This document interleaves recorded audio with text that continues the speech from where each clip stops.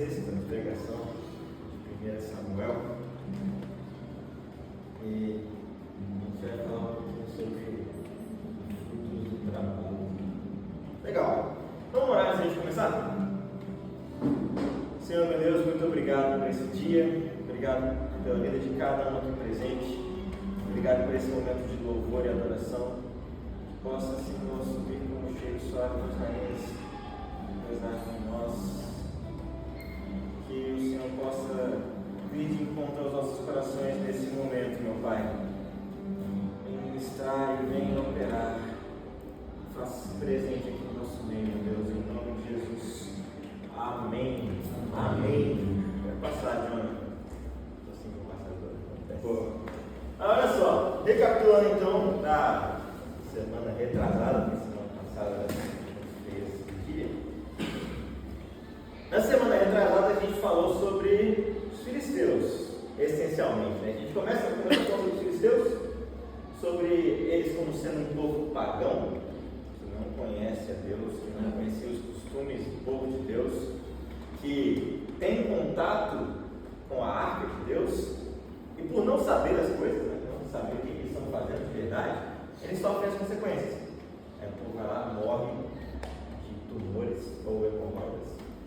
Eles vão passando a arca de Deus para a cidade, as pessoas vão morrendo, algo assim, né? Aí, assim, depois disso, eles mandam de volta para Israel, o universo sempre vai lá, faz sacrifício, abre a arca e algo entre 70 e 50 mil, 70 pessoas morrem.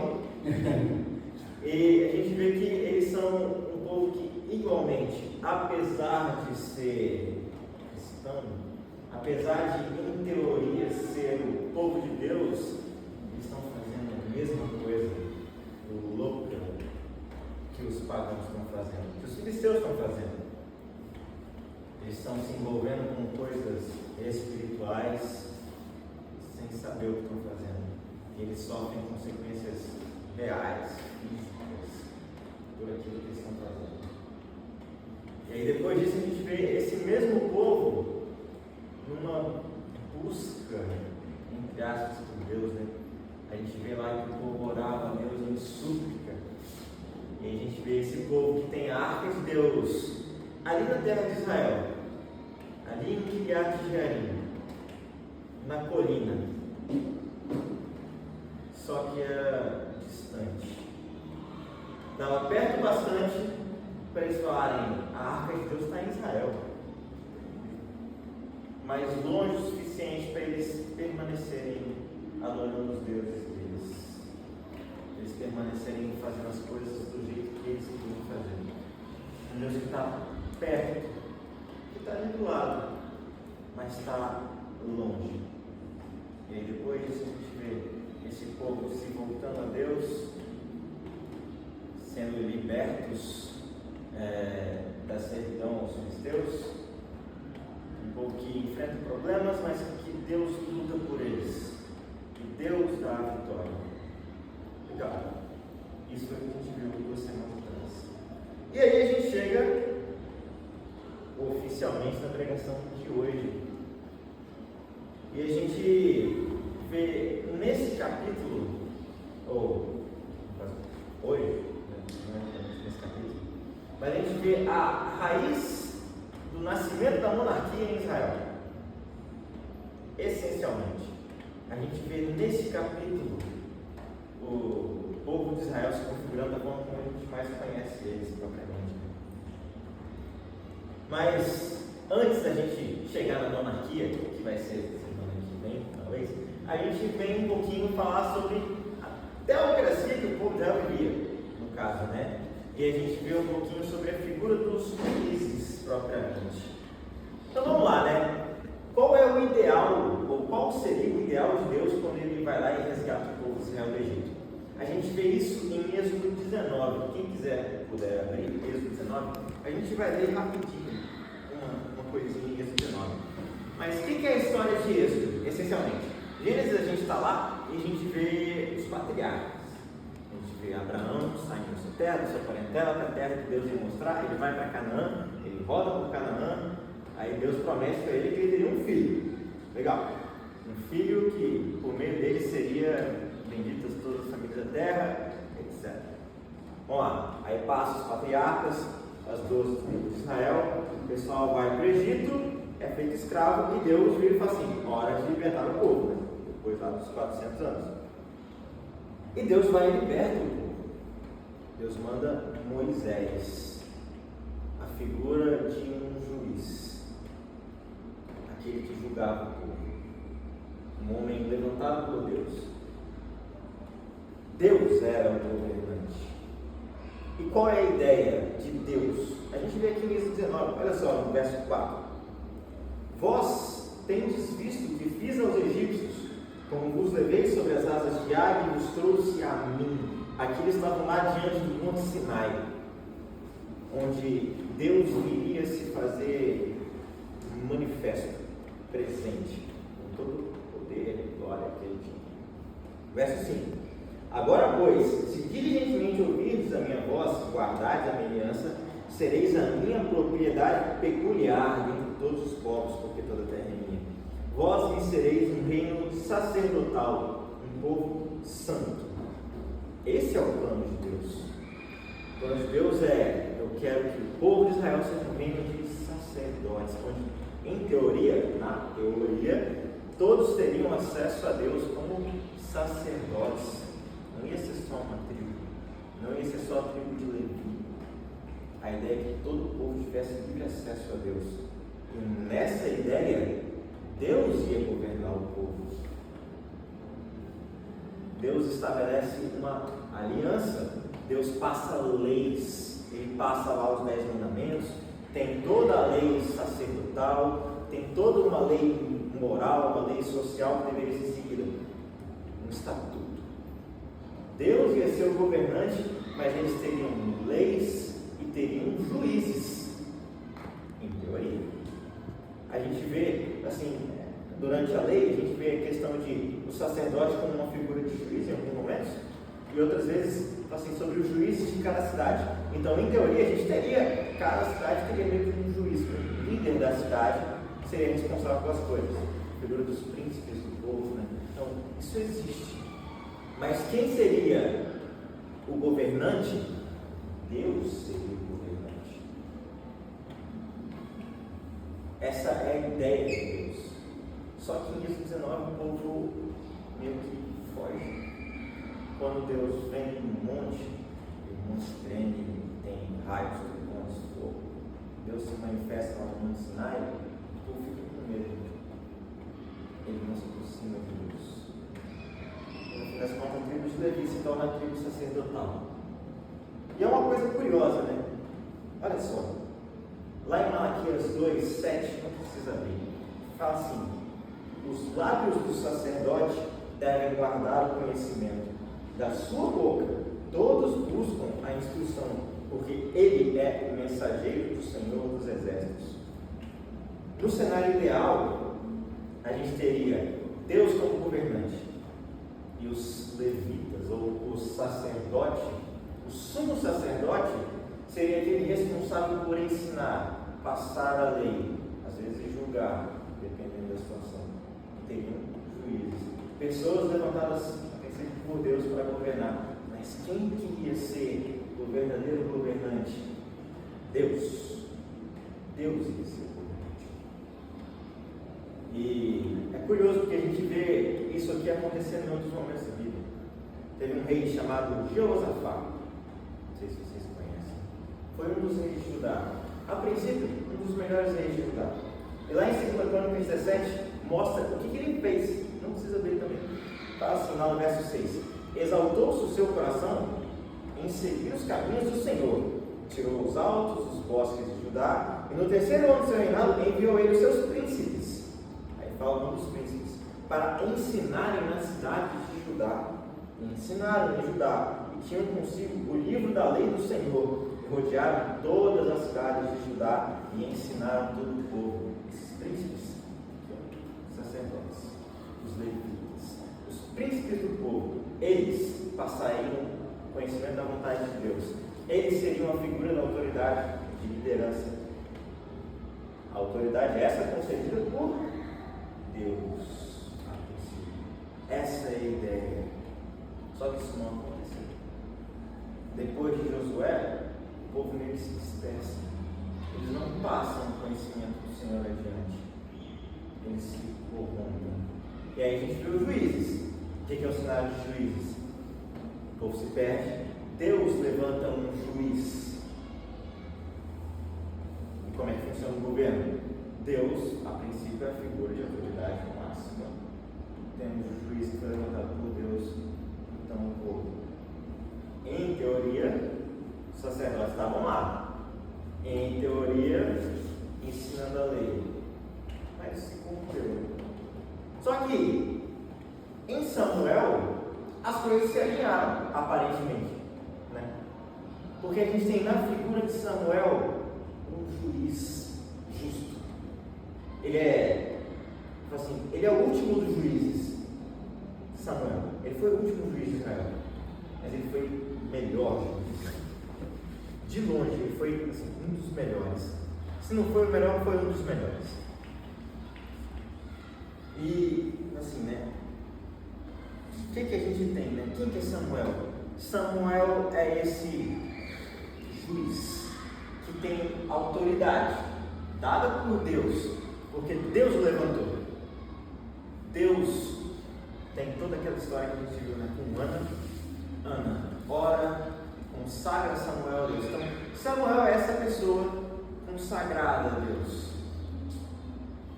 a quem Deus ministra, a quem Deus se manifesta. Ele é a figura que é ligada a Deus, que ensina e julga o povo. E olha só, o que a gente tem falando sobre Samuel propriamente. Agora a gente vai lá para 1 Samuel, de verdade, pode abrir quem quiser. 1 Samuel 7. A gente vai ler o final do capítulo de Samuel. Essa 1 Samuel 7, versos 15 e versos 17. Porque 1 Samuel 7, final do capítulo, os 3 últimos versículos. A gente vê que esse Samuel, que é o juiz, levantado por Deus, como é que ele opera? E olha só, verso 15: E Samuel julgou a Israel todos os dias da sua vida. Ele é alguém que realmente foi levantado por Deus para isso. E ia de ano em ano, e rodeava Betel, Gilgal, Mispa, e julgava Israel em todos aqueles lugares. Porém, voltava a Ramá, porque estava ali a sua casa, e ali julgava Israel. E edificou ali um altar ao Senhor. O que a gente tem aqui, né? Um juiz que em toda a sua vida foi juiz. E de ano em ano, todo ano, ele dava uma volta por toda Israel. Todo ano. Passava lá de cidade em cidade e falava: ó, essa aqui é a lei de Deus. Ia para a próxima, ensinava. Ia para a próxima, ensinava. E ele voltava para casa. E é legal, porque a gente tem um relato aqui que fala que Samuel edificou um altar ao Senhor. Isso é raro. O que isso quer dizer? Na vida de Samuel, Deus era prioridade. Na casa dele, ele edifica um altar. Como Abraão, que ia de lugar em lugar edifica um altar. Mesma coisa. Alguém que se prezava por prestar louvor e adoração. Samuel é o cara top. Ele é alguém que adora a Deus em casa, na vida pessoal, que passa por todo Israel ensinando.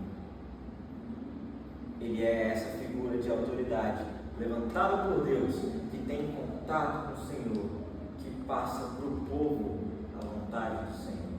Legal. Não tem como querer alguma coisa melhor, né? Somos no cenário ideal,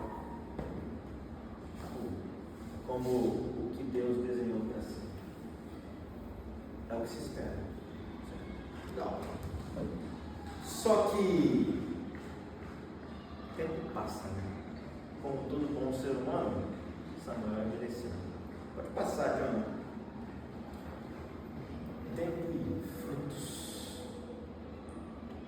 seguindo adiante do capítulo 7, lá do capítulo 8, a gente se depara com Samuel envelhecido. E olha lá, vamos lá, o verso 1 e 2. Olha só que coisa interessante. Sucedeu que, tendo Samuel envelhecido, constituiu a seus filhos por juízes sobre Israel. O nome do seu filho primogênito era Joel, o nome do seu segundo, Abias, ou Abia. E foram juízes em Berseba. O tempo passou, Samuel ficou velho, e ele vai lá e fala assim: passe para os filhos a incumbência de ser juiz. Bem, até aqui tudo bem. E aqui a gente começa a ver os frutos do trabalho de Samuel. E que frutos são esses? Você me pergunta. Olha só, né? Antes disso, os nomes desses rapazes. Um se chama Joel. Joel significa Jeová é Deus. Yahvé é Deus.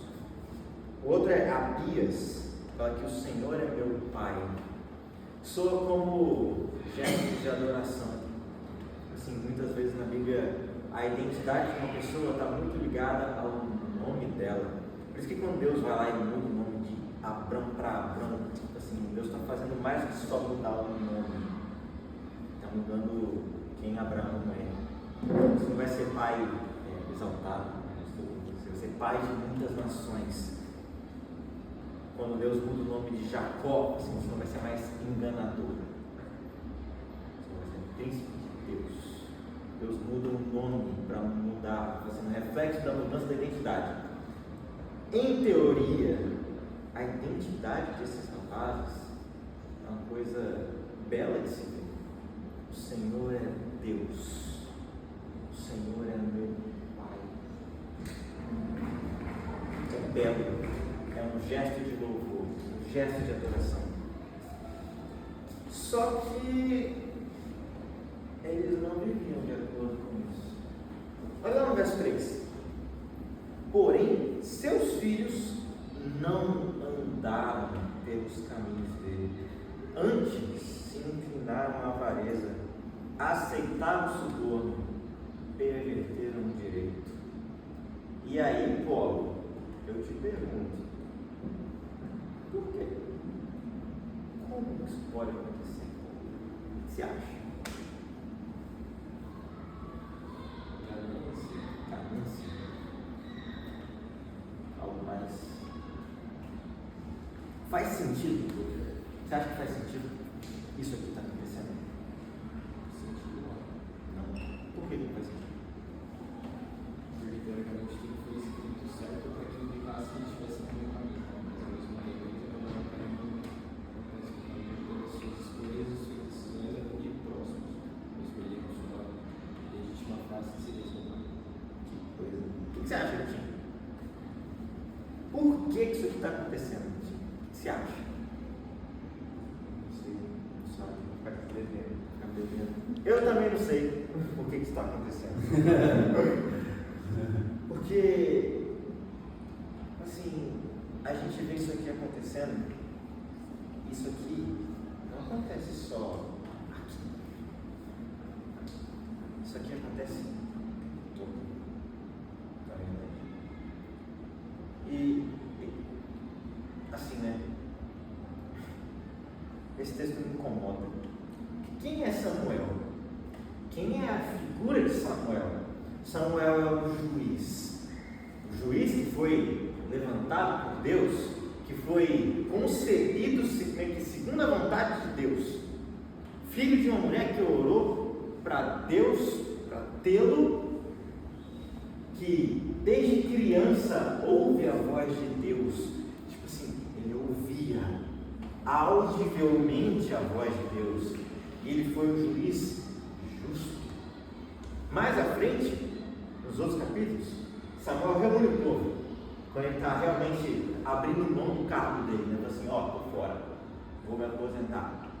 Samuel vira assim, ó, vem cá todo mundo.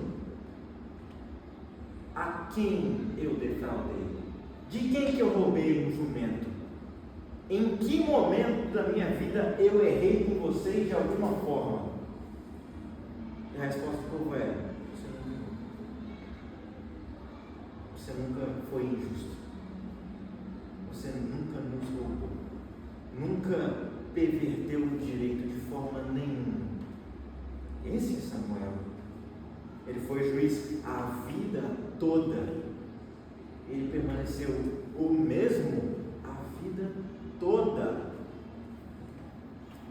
Samuel é o cara. E ainda assim, qual é a figura que a gente tem dos filhos dele? Eles não seguiam os passos decisões. E aí eu me vejo diante de, assim, por que isso aconteceu?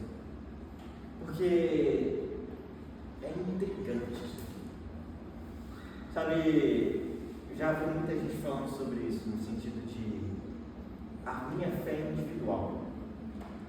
Meus pais me criaram na igreja. Legal.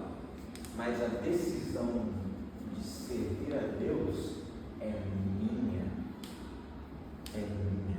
No fim do dia, eu escolho se eu quero servir a Deus ou não.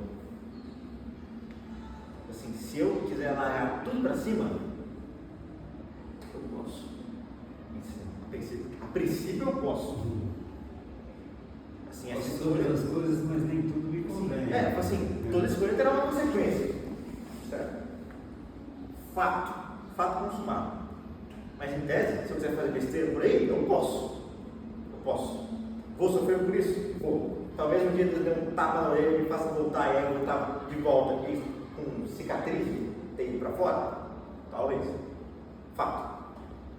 Mas em tese, eu posso. A escolha é minha. E aí, assim, são tantas histórias de gente que era filho de gente piedoso, de gente que era filho de um homem ou uma mulher de Deus. Aí você vai ver o filho, ele é o perfeito exemplo do que você não deve ser. Isso acontece o tempo todo. Aí eu falo assim, existe a parcela de participação assim, nesse cenário dos filhos. Existe? Existe. Porque a pessoa pode ser ensinada com tudo do jeito certo, tudo do bom e do melhor, e ainda assim ela falar, não quero. Mas ao mesmo tempo, esse texto aqui me intriga, porque esse aqui não soa como o caso de Josafá. O que Josafá fez, né? Esse rei que eu falei mais cedo. Ele foi lá, ele trouxe os levitas, ele ensinou o povo. Legal. Ele foi lá, ele fez, no tempo dele, ele fez mais do que todo mundo já tinha feito.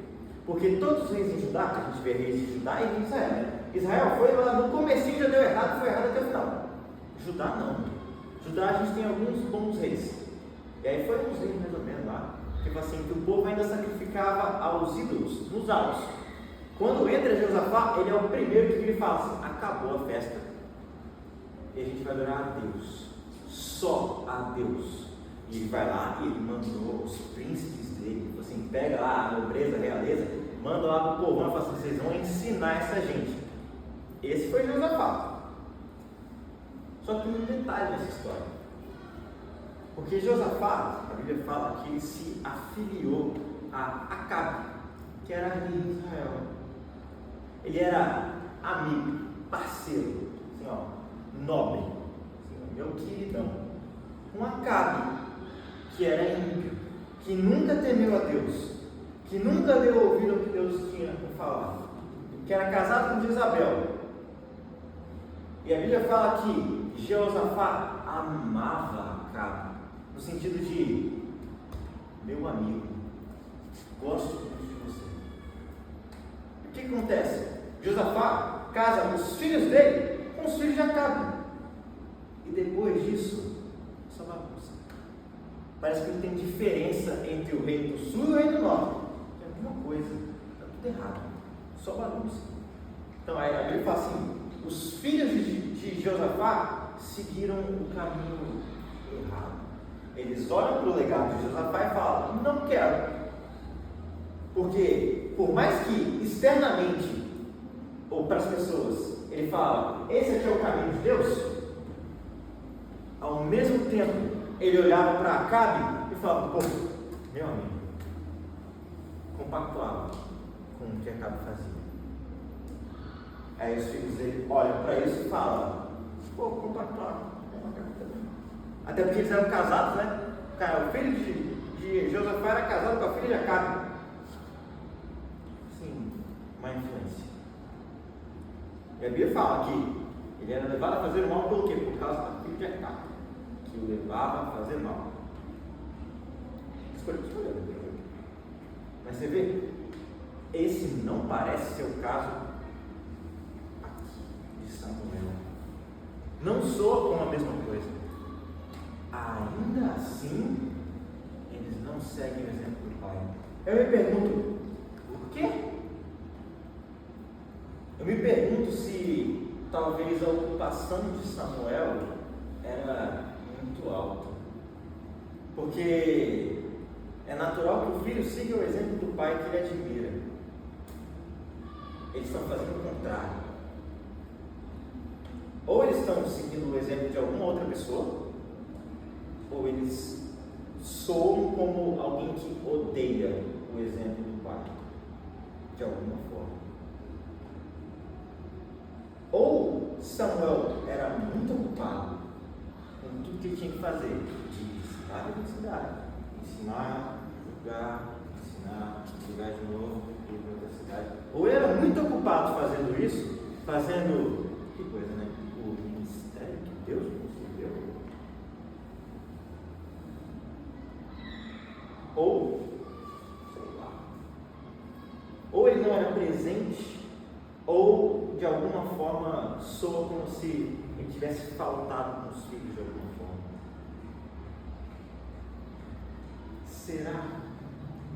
Será que o trabalho foi muito? Será que eles olhavam para o pai deles, indo para todos os lugares possíveis, estando menos em casa? Será que foi falta de presença?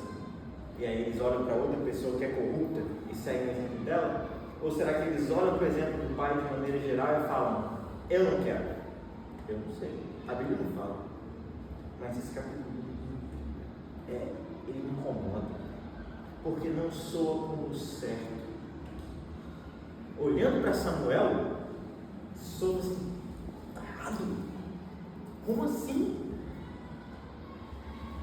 Ou eles não seguiam o exemplo do pai porque estavam seguindo o exemplo de outra pessoa, ou eles odiaram o exemplo que o pai estava dando, de alguma forma. Talvez pela ausência, assim, eu odeio isso. Como acontece de vez em quando. Não sei. Eu não vou jogar culpa nem totalmente de Samuel, nem totalmente dos filhos. Eu não sei. A Bíblia não fala, então não sou eu que vou falar. Mas isso aqui me dá vontade de virar e perguntar para Samuel assim: Samuel, será que realmente valeu a pena? Será que valeu a pena ele sair passando de cidade em cidade, julgando todo ano? Só é porque, assim, né? Ele é o juiz de Israel. Ele é a pessoa que ensina. A gente não vê a figura, por exemplo, que nem Moisés, né? Moisés está lá sofrendo como o único juiz, aí chega lá o Jetro e fala assim: pô, divide a carga aí, né? Só você vai morrer. E aí Moisés divide a tarefa de julgar. A gente não vê isso aqui. Samuel é o juiz por toda a vida. Ele foi fiel. De alguma forma, os filhos optaram por viver o contrário. Será que valeu mesmo? Será que valeu a pena? Porque o que adianta eu ganhar meu país e perder minha família? Será que vale alguma coisa? Será que vale alguma coisa você se dedicar tanto ao trabalho de Deus a ponto de perder os da sua casa? Porque eu vim de um contexto lá no Espírito Santo em que o ponto alto é a gente tem que viver na igreja. E a gente tem que estar na igreja todo dia. Porque todo dia tem coisa na igreja. E ai de você, se você não vir nos cultos de segunda, e na oração de terça, e no culto de quarta também. E se você não vir no ensaio da quinta-feira, e ai de você se não vir nos cultos que tem 1001 nomes na sexta-feira, e nas jornadas de oração no sábado, e nos eventos diferentes do sábado, e no culto de domingo, e no evangelismo domingo de manhã, e no culto domingo à noite. Se você não vir, você não entendeu o Evangelho.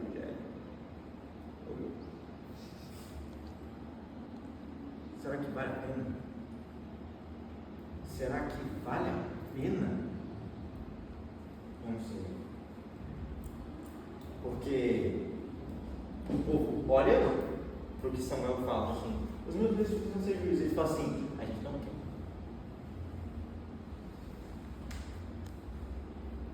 Por quê?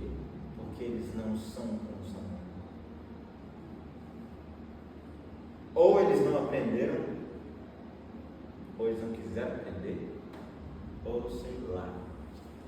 Mas incomoda.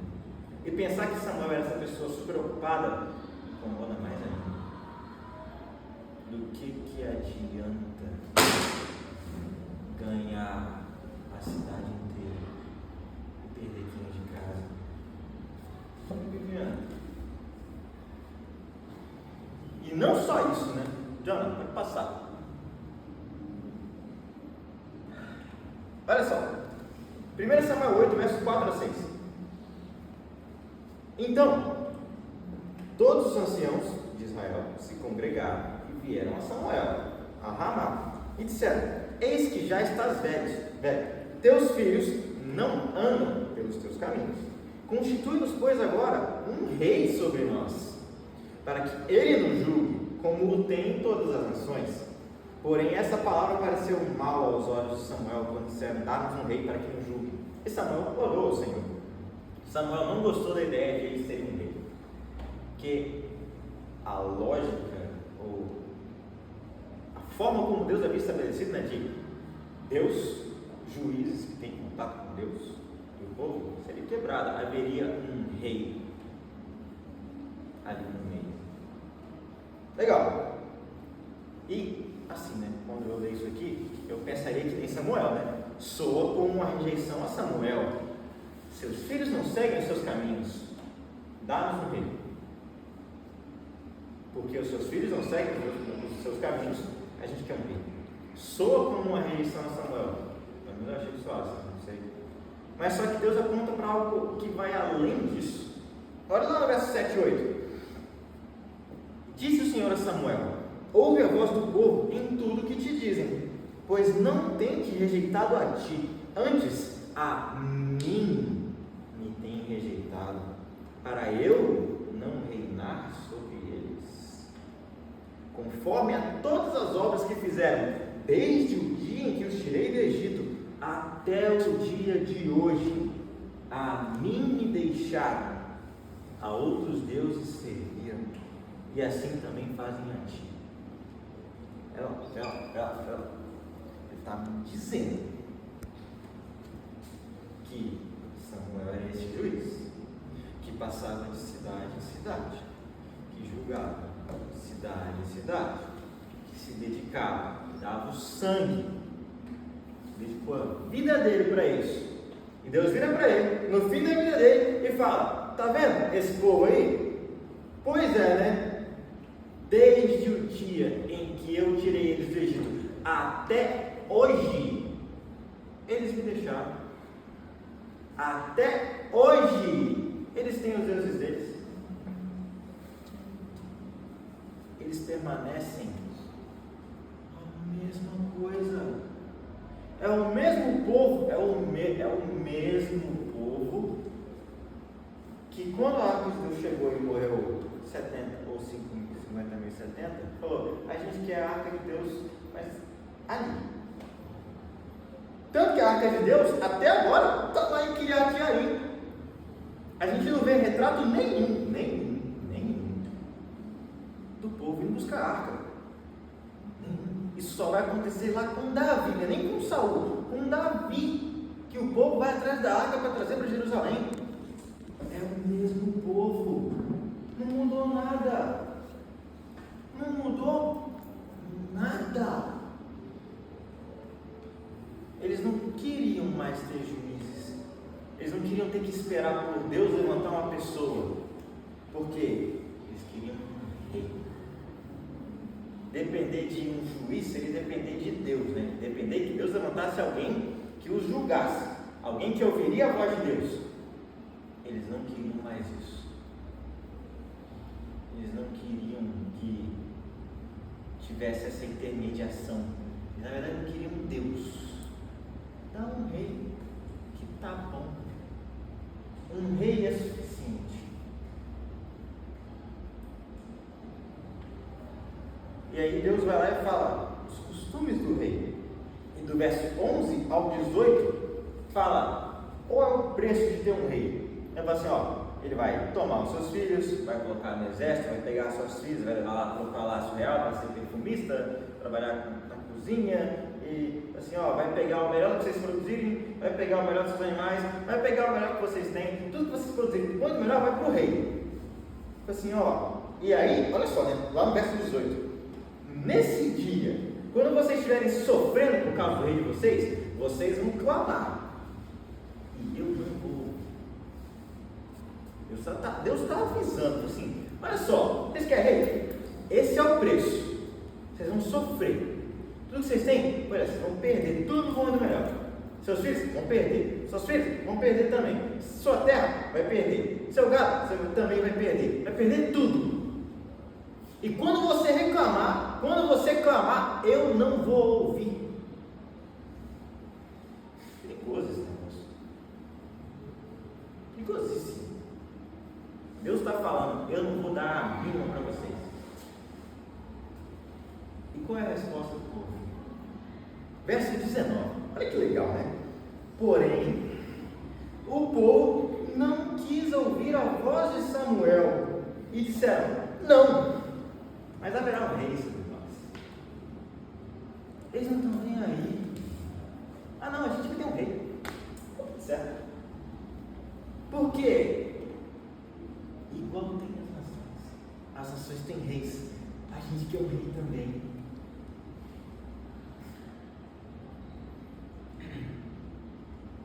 Assim, seremos como todas as outras nações. Nosso rei nos julgará, sairá diante de nós, fará as nossas guerras. A gente vai ser igual a todo mundo. Lembra? Um povo que se mexe lá com coisas espirituais, sofre as consequências de mexer com coisas espirituais que não está sabendo, e sofre as consequências no mundo físico porque não está sabendo onde está se metendo. Pois é a mesma coisa. Deus está falando, vocês estão querendo uma monarquia, olha só, você vai sofrer disso, vai sofrer daquilo outro. Os povos pagãos, eles pagam por isso, tá? Aí o povo fala assim, não, mas é tudo bem. O povo vai lá, faz besteira, e o que o povo da igreja faz? Copia. É a mesma coisa.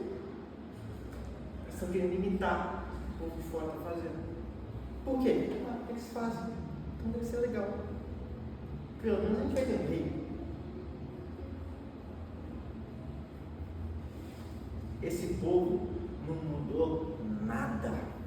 É o mesmo povo. O povo que ficou 20 anos servindo lá aos filisteus é a mesma coisa. É o mesmo povo do deserto, na verdade. É a mesma coisa. O povo não mudou. Não mudou nada. E aí eu volto a perguntar, ô Samuel, valeu a pena? De verdade, Samuel, valeu a pena? Porque ele perdeu a família, ele perdeu o povo também. Nem para ganhar o povo, né? Se pelo menos ganhasse o povo, eu falaria assim, já perdeu a família, assim, mas pelo menos ganhou o povo, né? Não, perdeu os dois. Os dois. Não fez diferença entre o povo, que é a mesma coisa, e perdeu a família.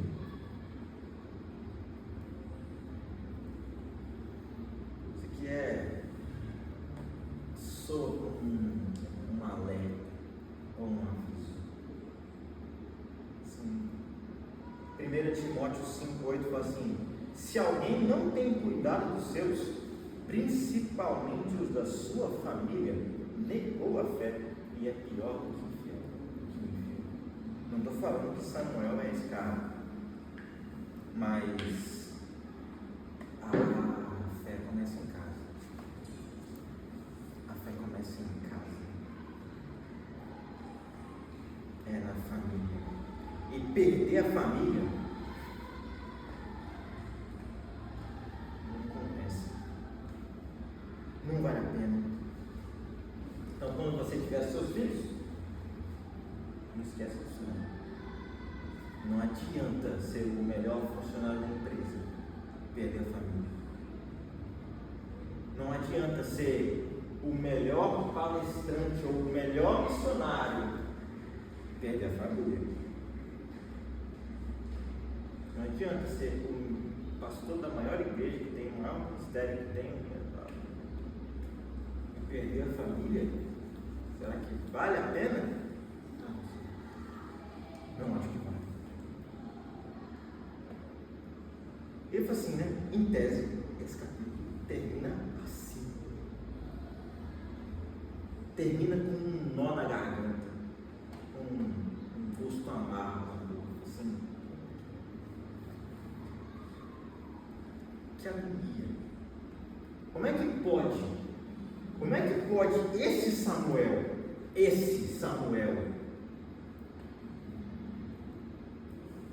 perder tudo?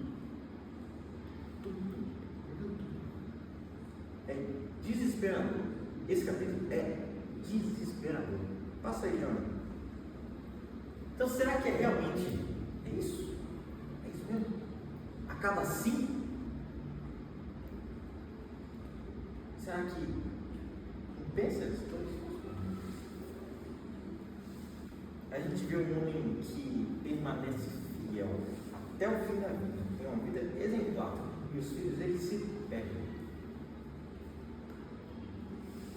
Samuel, o menino que ouviu a voz de Deus, esse cara, ele viveu a vida de forma íntegra. Ele foi íntegro, ele perdeu os filhos. Para onde que esse negócio aponta? Pelo amor de Deus. Eu te digo para onde que ele aponta. Ele aponta para a única resposta possível para isso aqui. É Jesus. Jesus é a única resposta que a gente pode ter para isso. Então, eu estava escrevendo esse negócio, eu estava incomodadíssimo. Assim, não é possível. Esse negócio acaba assim. Porque acaba assim. Essa história acaba assim. Eu falei assim, cara, tá faltando alguma coisa. Assim, sei que falta Jesus. É isso que falta. Porque isso aqui precisa me fazer olhar para Jesus. Você me pergunta, mas por que Israel? Eu te digo, Samuel, o menino que ouviu a voz de Deus, o grande juiz de Israel, o melhor juiz que Israel já teve, que ensinou todo um povo durante a vida toda, falhou, foi incapaz, de alguma forma, de levar os filhos para o caminho certo. Esse Samuel falhou, ai de mim. Se esse Samuel não conseguiu ser um bom pai, mesmo que ele tenha sido um bom pai, que tinha um altar em casa, mesmo que os filhos estivessem lá, e no fim das contas, mesmo com a presença do pai, mesmo com o que quer que seja lá que Samuel estivesse, supondo que Samuel foi o melhor pai da Bíblia, não foi, passagem, o melhor pai da Bíblia é José, senão Deus não escolhia José para ser pai de Jesus, fica a dica. Mesmo que Samuel fosse o melhor pai da Bíblia e o fim fosse esse, ele não. Porque se Samuel ser fiel a vida inteira e ser um exemplo ilibado para a sociedade, para todo mundo, não o bastante para que os filhos dele sigam o exemplo dele. E eu não sou Samuel, por mais fiel que eu seja. Samuel ouvia Deus falando. Samuel era o profeta de Israel, o juiz de Israel. Aqui, Samuel. Gente, ralé, que chance tenho eu de conseguir educar meus filhos no caminho? Que chance tenho eu de permanecer no caminho, né? Antes de mais nada, parece algo totalmente desesperançoso de se imaginar. Se Samuel não foi capaz,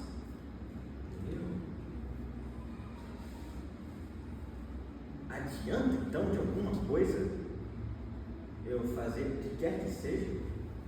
Será que adianta? Será que então faz diferença eu viver minha vida que nem Samuel viveu? Porque ele foi fiel, ele não foi capaz. Então o que adianta? Será que eu preciso ser tão fiel como Samuel foi fiel? Se ele não conseguiu, eu não vou conseguir também. Será? A única resposta é que, no fim das contas, não depende de mim. Eu posso ser o melhor. No fim das contas, é uma obra que depende de Deus. A gente vê, assim, não me lembro agora, mas acho que é Paulo que fala sobre os vasos de honra, os vasos da ira, né? Assim, que Deus é o Deus que endurece corações. Se Deus não faz algo no coração do homem, a gente não pode fazer nada, porque é Deus que convence o homem do pecado e do juízo. É Deus que faz essa obra inicialmente. Legal. Então, para que eu vou pregar? Por que a gente está aqui? Por que a gente está aqui hoje? Por que eu estou aqui falando? Do que me adianta então pregar? Se é Deus que vai fazer tudo, ou é Deus que vai fazer a obra? A grande verdade é que, por alguma razão, Deus quer que eu pregue. Ele vira e fala: vai, ide por todo mundo, pregar o evangelho toda criatura. Ele fala: tenha uma vida digna do evangelho. Viva de forma íntegra, que nem Samuel viveu. Faça isso. Mas Deus não está nem aí. Porque não é só simplesmente pelo que vai acontecer no outro, vai acontecer em mim também. Deus me chama para fazer as coisas o melhor que eu puder fazer. Me dedicar o máximo que eu puder me dedicar. A adorar e louvar o máximo do meu coração. Me dedicar. Disciplina espiritual. Eu tenho que ler, tenho que orar, jejuar. Isso aí está comigo. Eu tenho que fazer. O resto, Deus faz. E mesmo que eu não seja bom bastante, Deus completa. Mesmo que eu não seja o melhor pai, Deus se incumbe do resto. Porque é do interesse de Deus que as coisas aconteçam. Eu não tenho chance. Eu não preciso ter. Porque não depende de mim. Eu não sou capacitado para a obra. É verdade. Não preciso ser o mais capacitado. É Deus que vai fazer o resto. Mas eu tenho que fazer. Eu tenho que pregar. É que nem o povo de Israel. O povo tinha que ir lá para a guerra. Deus que deu a vitória? É Deus que deu a vitória. Mas eles estavam lá na guerra. Eles perseguiram os inimigos. Eles foram lutar. Quem deu a vitória foi Deus.